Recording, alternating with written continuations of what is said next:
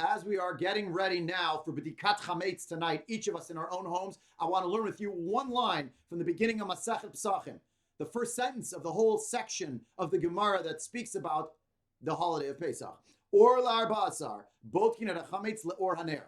By the light of the 14th, we search for chametz with the light of a candle. The Gemara spends 2 pages, no exaggeration, trying to figure out why didn't the Mishnah just say in the nighttime of the 14th, since we're supposed to do it only when it's dark outside.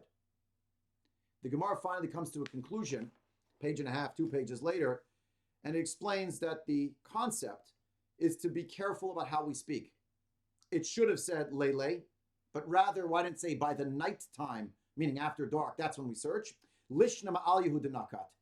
The Torah and by extension Chazal use elevated language. Speech matters. It impacts our attitude and our approach to various moments, events, and experiences. Rabbi Shua ben Levi gives us the proof text. He says a person should never allow something degraded to come out of their mouth. And the expression and the proof of this is found when Hashem tells Noach to bring the animals into the teva. Animals that are both mina behema hatehora, from the pure animals, umina behema, we're waiting for it to say the impure animals, mina behema hatamea, but it doesn't say that. It says umina behema asher einena tehora, from the animals which are not pure.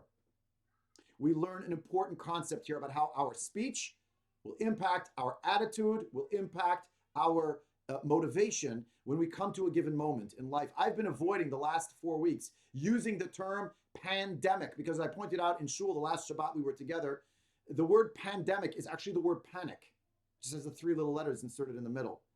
Now you may think that's a trifling given everything that's going on, but I think the language we use to describe our experience is actually part and parcel of the experience itself. And I believe that it also creates a certain momentum that shapes how we view the experiences that happen to us.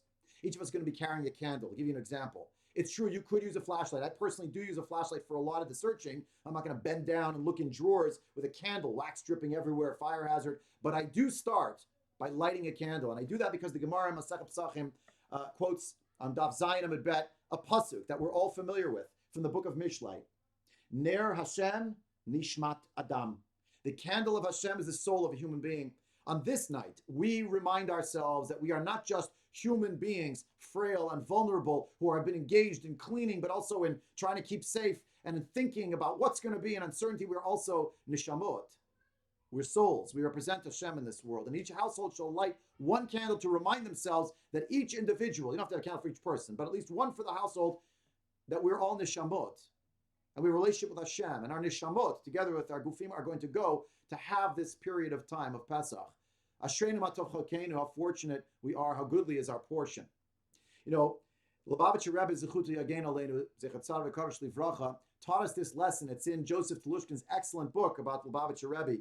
He says Lubavitcher Rebbe would never use the expression Beit Cholim, a house for those who are sick. We call this a hospital.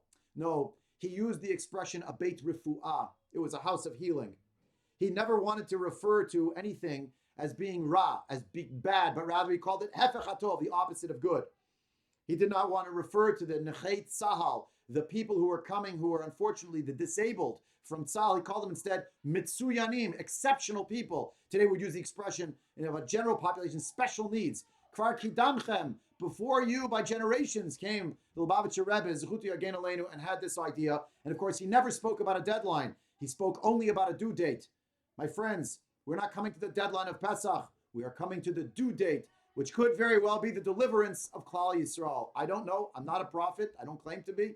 But just think about what's going on, about everything that's happening in the world around us. And Klal Yisrael is preparing our homes and preparing ourselves to sit at our Seder with our guf and our neshama, davening to Hashem. Nishmat kol chai tevarech et shimcha. The soul of every living creature will someday give blessings to your name, Hashem.